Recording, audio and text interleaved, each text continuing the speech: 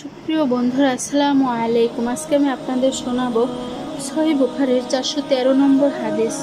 মাহমুদ ইবনে রবির আনসারী রাদিয়াল্লাহু বলেন, হযরত ইতবান ইবনে মালিক রাদিয়াল্লাহু, যিনি নবী করিম সাল্লাল্লাহু আলাইহি সাল্লামের আনসার সাহাবীদের মধ্যে একজন বদরী সাহাবী ছিলেন, তিনি একদা নবী করিম সাল্লাল্লাহু আলাইহি সাল্লামের খেদমতে হাজির হয়ে আরজ করলেন, ইয়া রাসূলুল্লাহ সাল্লাল্লাহু আলাইহি সাল্লাম, বর্তমানে আমার দৃষ্টিশক্তি লোপ পেয়েছে।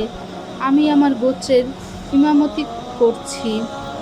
যখন বৃষ্টি বাদল দেখা দেয়, তখন আমার গোত্রের এবং আমার বাড়ির মধ্যস্থ মাঠ পানিতে ভরপুর হয়ে যায়।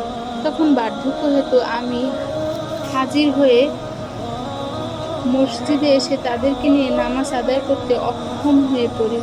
তাই আমি পছন্দ করছি, আপনি যদি আমার ঘরে হাজির হয়ে কোনো এক স্থানে নামাজ আদায় করতেন, তাহলে আমি সেই স্থানকে আমার নামাজের জন্য মুসাল্লা হিসাবে নির্দিষ্ট করতাম।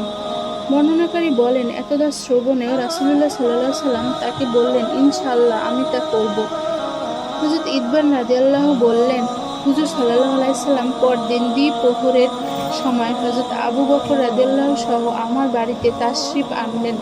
তারপর তিনি আমার ঘরে নামাজ আদায় করার জন্য অনুমতি চাইলে আমি অনুমতি প্রদান করলাম।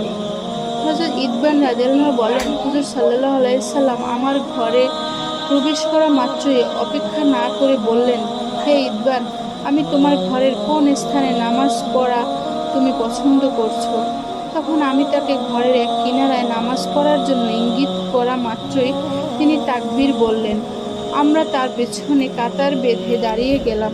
তিনি সেখানে 2 রাকাত নামাজ আদায় করলেন, তারপর সালাম ফিরালেন।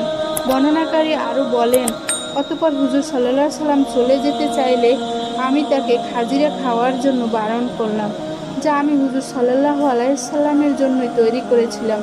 বর্ণনাকারী বলেন, অতঃপর মহল্লায় লোকজন ঘরে এসে একত্রিত হয়ে বসলেন। তখন উপস্থিত লোকদের মধ্যে হতে একজন বললেন, মালিক ইবনে দুখাইশান কোথায়? তাকে তো দেখছি না।